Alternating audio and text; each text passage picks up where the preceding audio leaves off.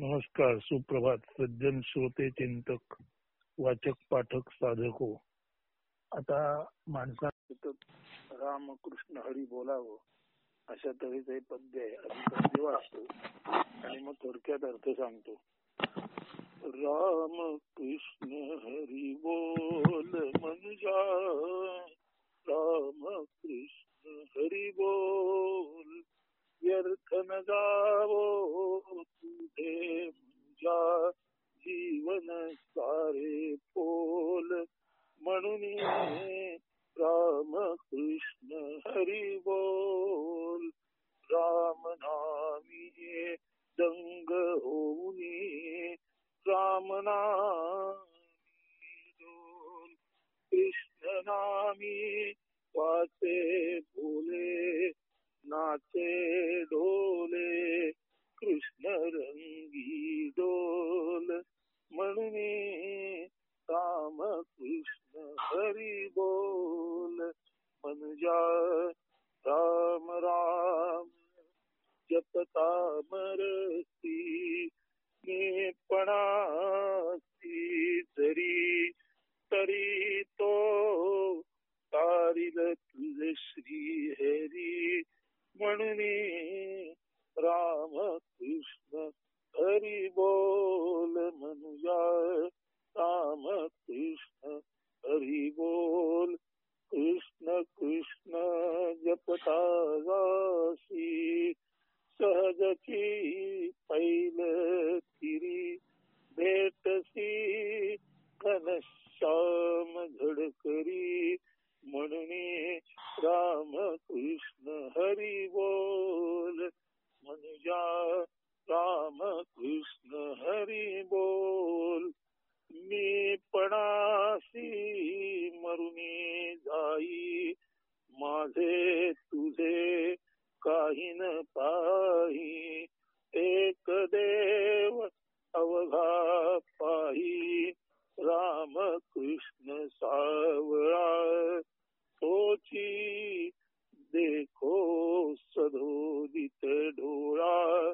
म्हणून राम कृष्ण हरी बोल. मनुजा राम कृष्ण हरी बोल. आता रामकृष्ण हरी बोल या म्हणायचा काय अर्थ आहे?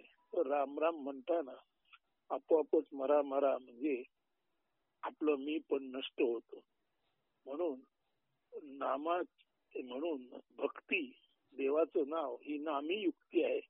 म्हणजे राम राम म्हणता म्हणता मरा मरा मरा म्हणजेच मी मरतो. म्हणून भक्ती ही आत्म्याला भेटायची नामी युक्ती आहे.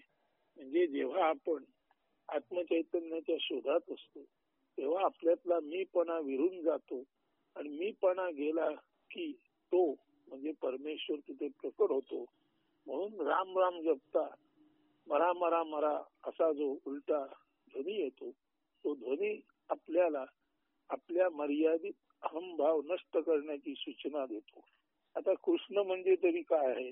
तर कृष्ण म्हणजे काळा, गूढ, निगूढ म्हणजे सगुण साकार जग हे उजेडाचं जग आहे आणि निर्गुण निराकार जग हे गूढ आहे, निगूढ आहे म्हणजे रहस्यमय आहे. तर निर्गुण निराकार हे सगुण साकाराच्या पायाशी असलेलं जे रहस्य आहे त्यालाच ब्रह्म म्हणतात. ते जाणायचं असेल तर कृष्ण कृष्ण कृष्ण कृष्ण असा जप करता करता आपण सगुण साकारातून आपल्या मुळाशी निगुण निराकार, सुरुवातीला तो अंधकार वाटतो पण तो वास्तवात अंधकार नाही. निर्गुण निराकार ही सर्व सगुण साकाराची एकत्र घनसंपन्नता आहे. आणि जेव्हा घनसंपन्नता सगुण साकाराची होते तेव्हा तिथे आकार आणि गुण दिसत नाही, भाव दिसत नाही, परंतु त्याच्यातूनच सर्व सगुण साकारित असते. म्हणून सगुण साकार जगात राम राम राम राम म्हणता म्हणता मरा मरा मरा मरा असा बोध होतो आणि नामी युक्ती म्हणजे मी नाही तो अशी युक्ती साधकाला साधते आणि तो अनायसे परमेश्वराकडे जातो. तसंच कृष्ण कृष्ण कृष्ण कृष्ण म्हणता म्हणता अजून एक नामी युक्ती त्याला गावते. आता इथे नामी याचा अर्थ खास युक्ती गावते ती तो दृश्य जगातून अदृश्य जगाकडे सगुण साकारातून निर्गुण निराकाराकडे जातो. आणि हरी त्याचा एक अर्थ विष्णू असा आहे. आणि हरी हरी हरी हरी म्हटलं की सर्व सगुण साकार द्वैताचा लोप होऊन निर्गुण निराकाराकडे जातो. म्हणून राम राम म्हणता म्हणता मला मराचा बोध होऊन मीला मरतो आणि तू म्हणजे परमेश्वर भेटतो. कृष्ण कृष्ण कृष्ण म्हणता म्हणता सगुण साकारातून आपण आपल्या मुळाशी निर्गुण निराकाराकडे जातो. आणि हरी हरी हरी हरी म्हणता आपलं जे वैयक्तिक मी माझेपण आहे ते हरत नष्ट होतं आणि तू त्याचे पण किंवा त्याचं जे विराट ब्रह्मरूप आहे ते आपल्या पुढे प्रकट होतो. म्हणून माणसाने रामकृष्ण हरी बोल म्हणूया रामकृष्ण हरी बोल असं या काव्यात म्हटलेलं आहे. आता आपल्या हृदयामध्येच आपला निर्माता म्हणजे नर आणि नारी जिथून जन्माला येतात ते निवासस्थान म्हणजे नारायण. तर हे जे aboard of males and females म्हणजे नारायण ते प्रत्येक जीवाच्या हृदयामध्ये बसलेलं आहे. आणि त्या देवाला त्या नारायणाला म्हणजे आत्म्याला शरण जावं असं त्या पुढच्या काव्यात म्हटलेलं आहे. तर ते काव्य असं मम हृदयी बैसुनी हरी वाटदावे घडोघडी श्रीहरी नाव माझी पहिलं तरी करीतो तुझ प्रार्थना शरण देवानारायणा इष्टानिष्ट काही न जाणे मजना समजे पुणे दुणे तव भक्ती विणना देणे घेणे तरी तो तुझ प्रार्थना शरण देवानारायणा धर्म कर्म वेद ज्ञान योगाभ्यास शास्त्र वचन सरो सारे उरो केवळ तव मधुनाम तरी तो तुझ प्रार्थना शरण नारायणा भेद भावे जीव न खंतो समत्वी सदा नित्य विसावो गावो तव नित मधु नाम सुखावो तरी तो तुझ प्रार्थना शरण नारायणा शरण देवानारायणा. तर हे आत्मदेवा आत्मनारायणा मी माझा शरासारखा टोकदार अहंभाव न म्हणजे नष्ट करून म्हणजे शरण व्हावे म्हणजे अहंकार रहिततेने तुला मी शरण आलो आहे. माझ्या हृदयामध्ये बसून माझ्या जीवनाची नौका घडोघडी दुसऱ्या तीरावर नेण्याचं सहज सोपं काम तू आत बसून करीत आहेस. म्हणून तुला मी शरण आलो आहे आणि अशीच माझी जीवन नौका तू पलीकडे ने अशी तुला प्रार्थना करीत आहे. जगात इष्ट काय अनिष्ट काय याचं मला काही ज्ञान नाही. मला उणं धुणं कमी जास्त समजत नाही. फक्त तुझ्या भक्ती शिवाय तुझ्या भक्ती विना मला काही देणं घेणं नाही. म्हणून हे नारायणा तुला मी प्रार्थना करतो. धर्म म्हणजे काय, कर्म म्हणजे काय, कर्मफळ म्हणजे काय, वेद ज्ञान म्हणजे काय, योगाभ्यास म्हणजे काय, शास्त्र वचन म्हणजे काय, त्यातलं काही मला कळत नाही आणि त्याच्याशी माझं देणं घेणं नाही. केवळ तुझं एक मधुनाम गोड नाव माझ्या अंतःकरणात माझ्या ओठामध्ये मुखामध्ये राहो अशी मी तुला प्रार्थना करीत आहे. हा जीव म्हणजेच माणूस म्हणून मी जन्माला आल्यानंतर जर मला भेदभावाने ग्रासलं, जर मी आप पर भावामध्ये असेन, भेदाभेदात असेन तर या जीवाला खंत वाटेल. मी या जीवाला त्यामुळेच दुःख कष्ट सहन करावं लागेल. त्यामुळे हा जीव किंवा हा नारायण म्हणत आहे की भगवंता भेदाभेदामध्ये राहून माझ्या जीवाला खंत वाटेल, माझा जीव अधपतित होईल.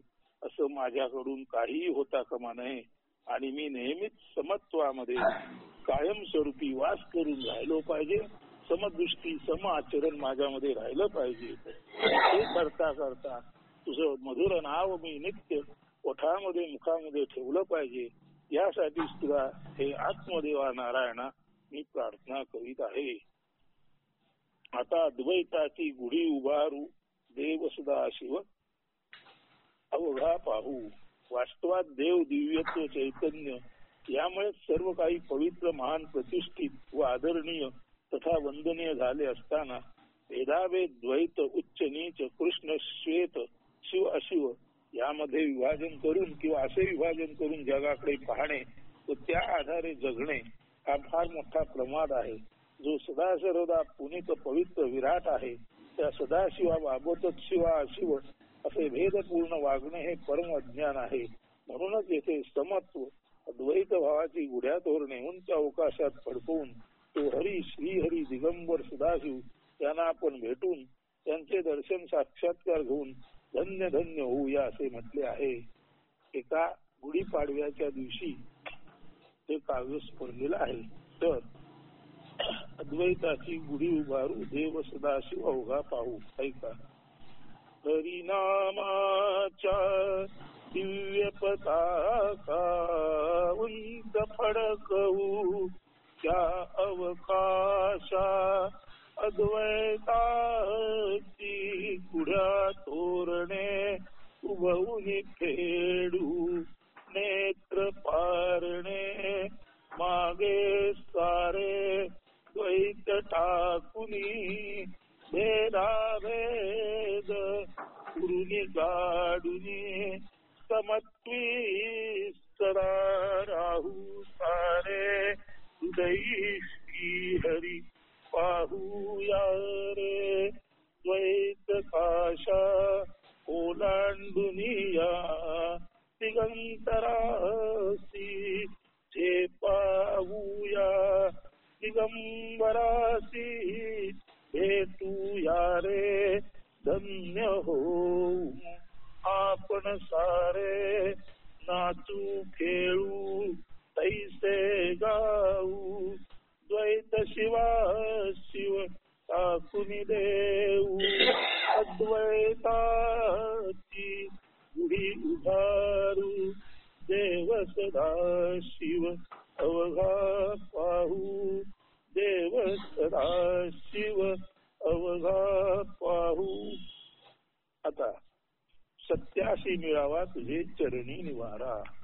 भगवंताला प्रार्थना आहे की भगवंता जो सत्य वागणार आहे, जो सत्यव्रती आहे, सत्य मार्गी आहे, सत्य धर्मी आहे, त्याला तुझ्या पायाशी निवारा आसरा मिळू दे. आता काऊ आहे का मग अर्थ सांगू.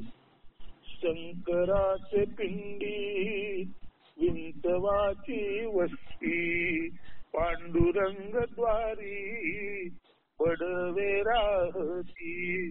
स्वामी साधू मंदिरी चोरची विश्वस्त परिभक्त जन अवघेची त्रस्त. अल्पकाळ शंकरा नसावे तू भोळा कटी हात विठ्ठला क्षणभरी काढावा. शांती मौन सोडी थोडा वेळ स्वामी धर्मस्थळी गोंधळी आवरावे तुम्ही. पूजन आरती गोंधळी करीती परी अंतरात नाही भाव भक्ती. द्रव्यदारा काम भोजनात लक्ष जपमाळ आडे अवघे भोग ताळे. देवा तुझे ब्रीद तूच सांभाळावे असत्य गोंधळी त्यासी आवरावे. तुची सावरावा धर्माचा दुलारा सत्याशी मिळावा तुझे चरणी निवारा. आज देवळामध्ये मठामध्ये स्वामी संत यांच्या मंदिरामध्ये जे काय चाललं आहे ते बघून अत्यंत वीट आलेलं आहे. आणि विषण्णतेने हा भक्त देवाला म्हणत आहे की भगवंता, जो सत्य मार्गी आहे, सत्यगामी आहे, सत्यव्रती आहे, सत्यनिष्ठ सत्यशील आहे, त्याला तुझ्या चरणाशी निवारा मिळो. पण तू प्रत्यक्षात आज उलट झालेला आहे.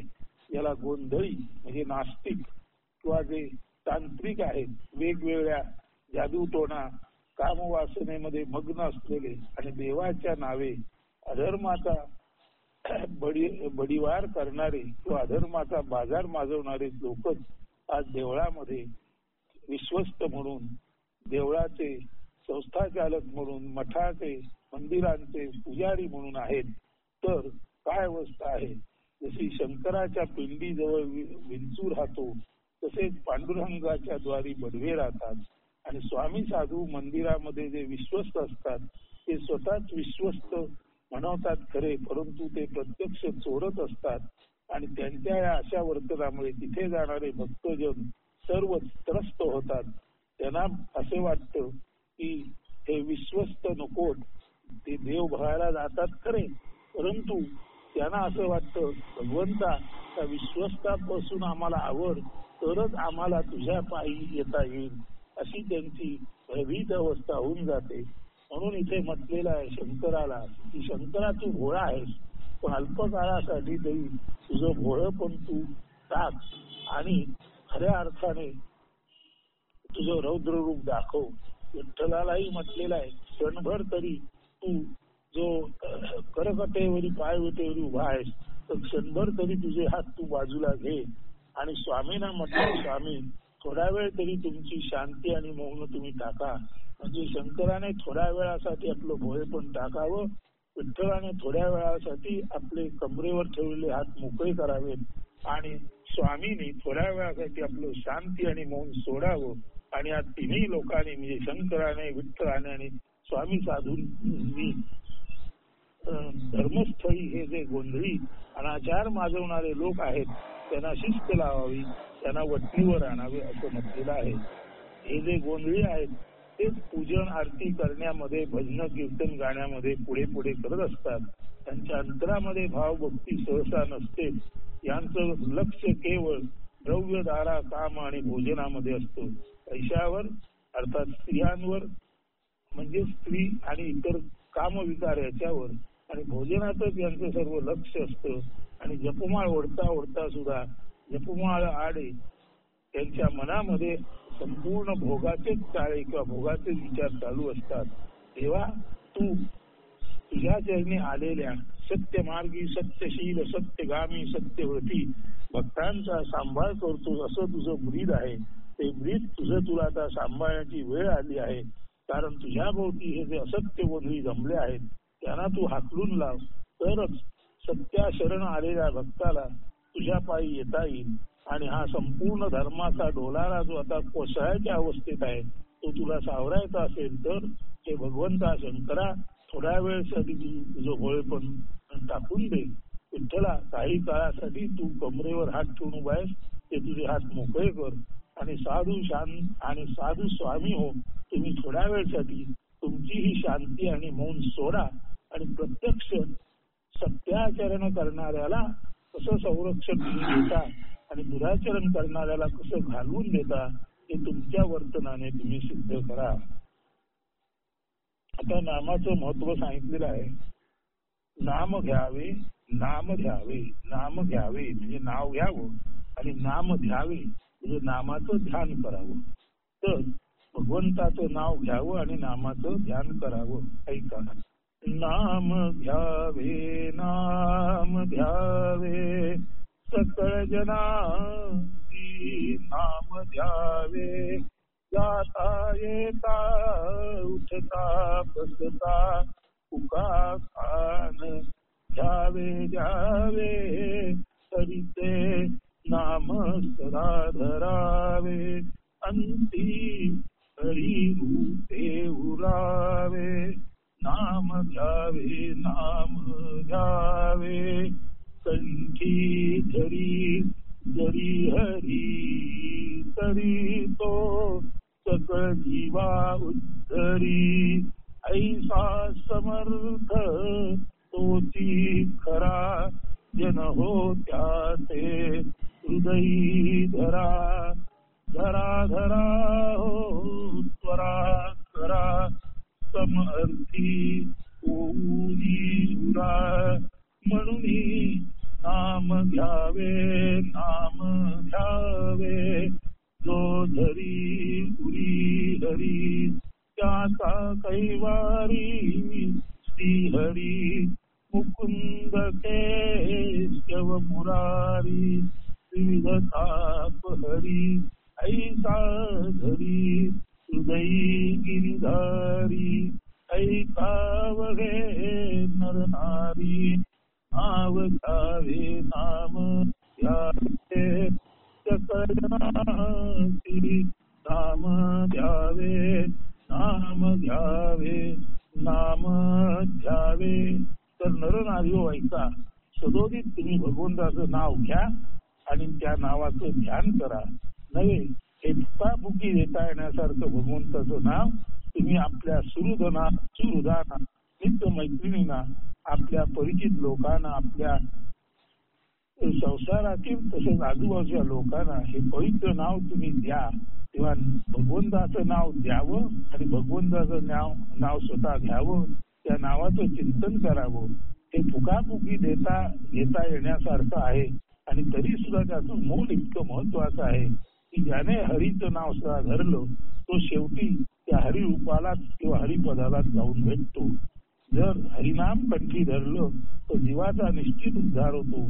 तो हरी हाच केवळ समर्थ आहे, म्हणून त्याला हृदयामध्ये जन्म तुम्ही घट्ट धरा.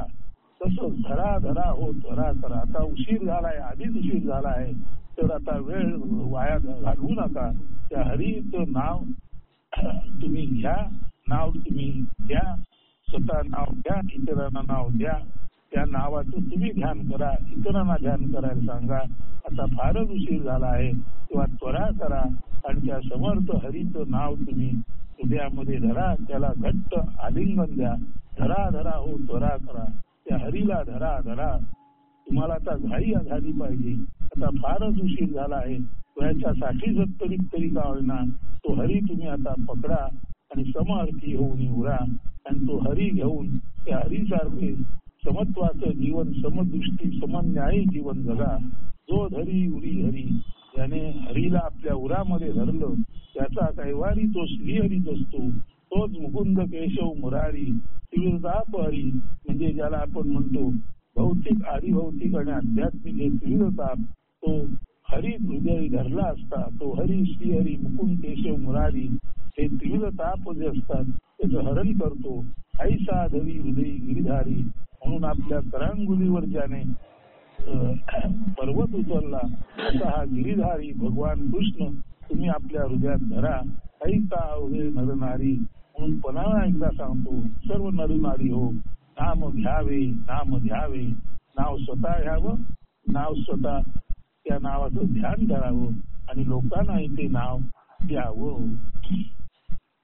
आता पुढचं आहे, तरी देवा कैसी तुझी मातेची थोरवी.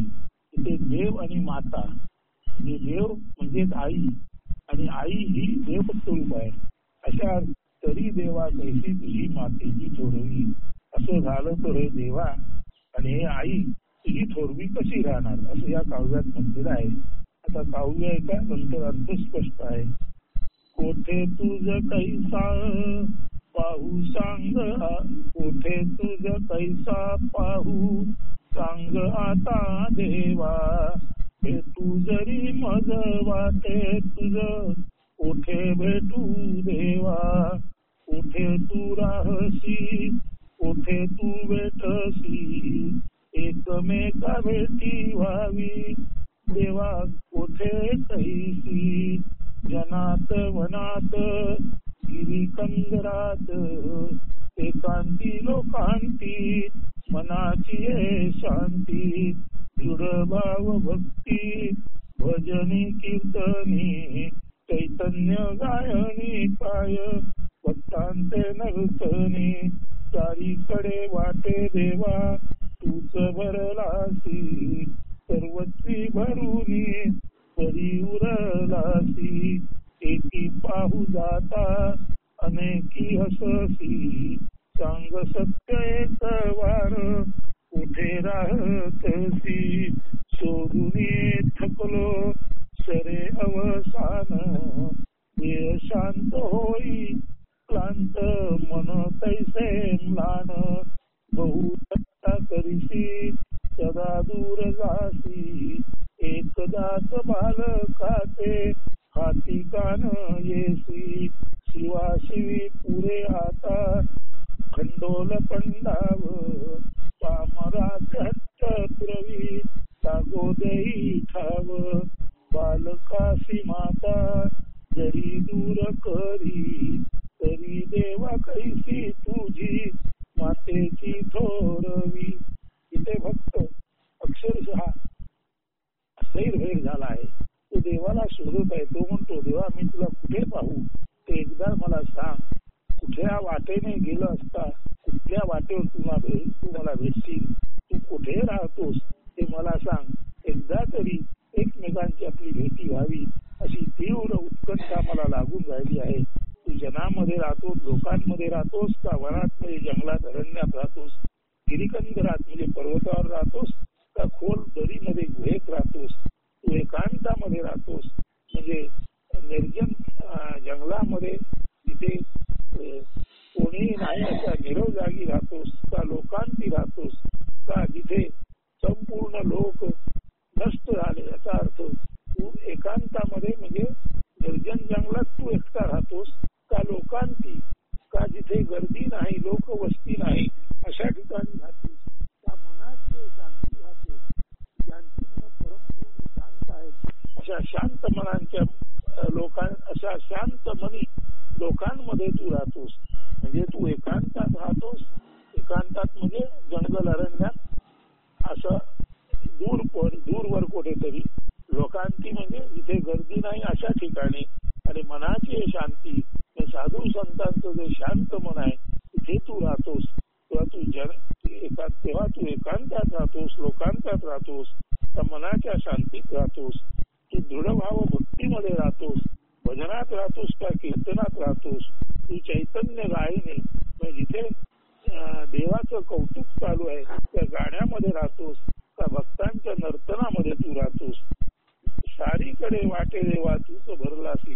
मला तर असं वाटतं की सगळीकडे तूच भरलायस आणि एवढंच नव्हे परंतु सर्वत्र भरून तू उरला सुद्धा आहेस.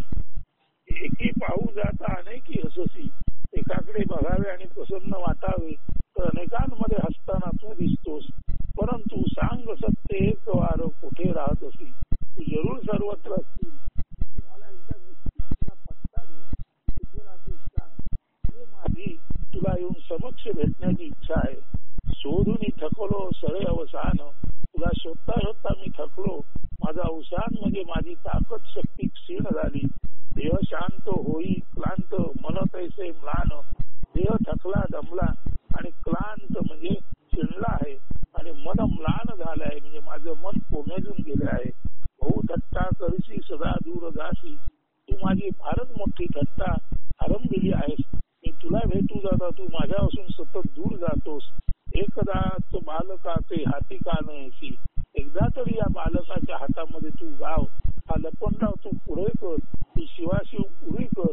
त्या बालकाचा हट्ट पुरव आणि एकदा तरी तुझा पत्ता तुझा ठाव मला लागू दे. जर भगवंता तू मला दूर केलंस तर तू आणि जर बालकाला आईने दूर केलं तर आई या दोघांची थोरवी राहत नाही. म्हणून बालकासी माता जरी दूर करी तरी देवा कैसी तुझी मातेची थोरवी. हे देवा तू आणि माता या दोघांनी जर अनुक्रमे भक्ताला आणि आपल्या बालकाला दूर केलं तर देवा तुझी थोरवी भक्तांच्यासाठी उरणार नाही आणि अर्थातच बालकासाठी मातेची थोरवी उरणार नाही. तेव्हा हे देवा तू भक्तांची माता आहेस त्यामुळे तू भक्तांच्या हाती यावंस. जशी एखाद्या बालकाची माता असते परंतु ती जर आई बालकाच्या हाती आली नाही तर बालक आक्रोश करते काहो फोडते. तसंच देवा तू माता आहेस आमची आणि तू आमच्या हाती आला नाहीस तर आमची सुद्धा काही खैर नाही. म्हणून जर बालकाच्या हाती माता लागली नाही आणि आणि भक्तांना जर देवाचा ठाव ठिकाणा राहिला नाही तर अनुक्रमे आईची आणि देवाची थोरवी शिल्लक कशी राहणार. त्यांना मोठेपण जे दिलं जातं ते सार्थ अर्थाने मोठेपण कसं ठरणार. आता हृदयी मग भेटला गजानन दिव्य योग लादला. हा जो गजानन आहे तो हृदयी मध्ये भेटला, माझ्या हृदयात मला भेटला आणि दिव्य योग लादला आणि एक दिव्य भव्य दैवी योग मला प्राप्त झाला. पाहूया एका. धन्य धन्य मी भावधुंद मी भक्तिरसे नालो आता पावन मी झालो. हृदयी मग भेटला गजानन दिव्य योग लादला. नटुनी त्रिगुणी त्रिकाळ भक्षुनी स्थूल सूक्ष्म कारणी उरुनी आदि मध्य अंती अनंतची हृदयी मज भेटला गजानन दिव्य योग लादला. कुंडलाकृती नाभी केंद्री स्वस्थ बैसला निद्रानंदी जागृत योगी ऊर्ध्व शुंडी ब्रह्मरंध्र वेदी.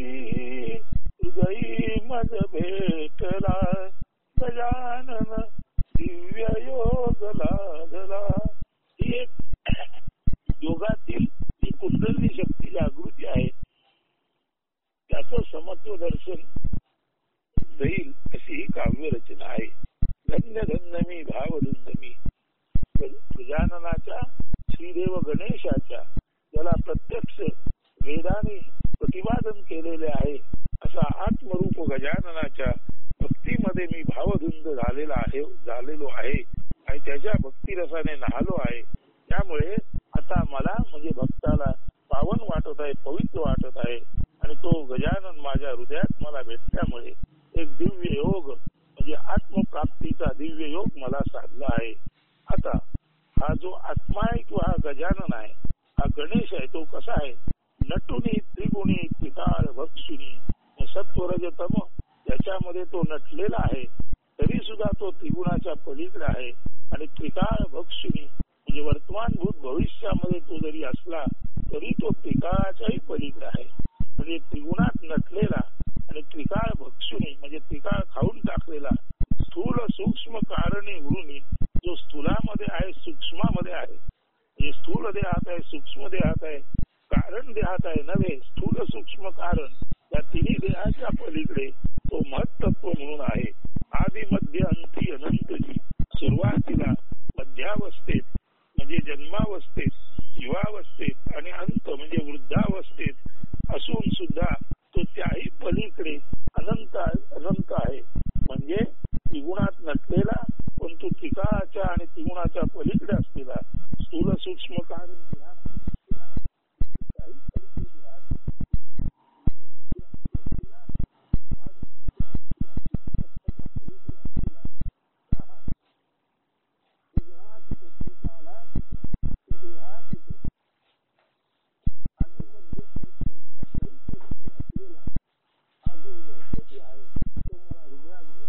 आवाज बरोबर येत, माईक बरोबर करा. परत म्हणावं सर्व. हो नाही, सूक्ष्म देहापासून म्हणा. म्हणून नटुनी त्रिगुणी त्रिकाळ भक्षिणी जो त्रिगुणात नटला आणि त्रिगुणाच्याही पलीकडे राहिला. वर्तमानभूत भविष्य या काळामध्ये आहे पण ते काळ भक्षून खाऊन त्याच्याही पलीकडे जो आहे. स्थूल सूक्ष्म कारण देहात असून सुद्धा त्याही पलीकडे महत्त्व म्हणून जो उरला आहे. आदि मध्य अंती म्हणजे उत्पत्ती स्थिती लयामध्ये जो आहे नव्हे त्याच्याही पलीकडे जो आहे असा गजानन मला माझ्या हृदयात भेटला आणि एक दिव्य योग, एक दिव्य ज्याला आपण म्हणतो अवस्था किंवा दिव्य योगावस्था म्हणजे ब्रह्माचं अखंडत्व म्हणजेच गणपती आणि गणपती आणि मी हाच एक दिव्य योग आहे. हेच ते ब्रह्मदर्शन आहे असं मला जाणवलं. आता हा गणपती आहे तरी कुठे. कुंडलाकृती नाभी केंद्री बिंबीच्या जवळ किंवा बेंबीच्या आसपास कुंडल धरून म्हणजे वर्तुळाकार बसलेला हा गणपती आहे. स्वस्थ भैसला अनित आनंदी म्हणजे नाभी केंद्रावरती स्वस्थपणे बसलेला हा जो गणपती आहे तो माझ्या भक्तीने जागृत योगी ऊर्ध्व शुंडी ब्रह्मरंध्रभेदी माझ्या भक्तीने प्रसन्न होऊन तो जागृत झाला आणि त्याने आपली शुंडा म्हणजे सोन वरच्या दिशेने सरकवली आणि ती सोन ब्रह्मरंध्रातून बाहेर आली. म्हणजे कुंडलिनी शक्ती जागृत होऊन सर्पिणी जशी नाभी केंद्रापासून ब्रह्मरंध्राच्या बाहेर येते तशी अवस्था नाभी केंद्राजवळ स्वस्थ नित आनंदी बसलेल्या गणपतीने माझ्या भक्तीमुळे प्रसन्न होऊन त्याने आपली जी शुंडा वर उंच उभवली ती नाभी केंद्रापासून वर सरकत सरकत ब्रह्मरंध्राच्याही पलीकडे गेली. तीच ती कुंडलिनी जागृती याला म्हटलेला आहे.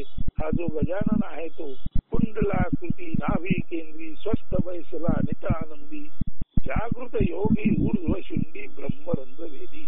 तर नाभी स्थानी बसलेल्या गणपतीने जागृत होऊन माझ्या भक्तीने प्रफुल्लित होऊन त्याने आपली सोन नाभी केंद्रापासून ब्रह्मरंध्र त्याच्याही पलीकडेवर नेली आणि त्याच्याबरोबर मी किंवा हा साधा नारायण सुद्धा त्याच्याबरोबर ब्रह्मरंध्र भेदून आकाशात गेला आणि त्याला ब्रह्मभेटीचा दिव्य योग लाभला. म्हणून म्हटलं आहे हृदयी मग भेटला गजानन दिव्य योग लादला. असा गणपती ज्यांना भेटतो त्यांची कुंडलिनी शक्ती आपोआप जागी होते. यासाठी या काव्याचं योगी जनाने योगामध्ये आस्था असलेल्या लोकांनी नव्हे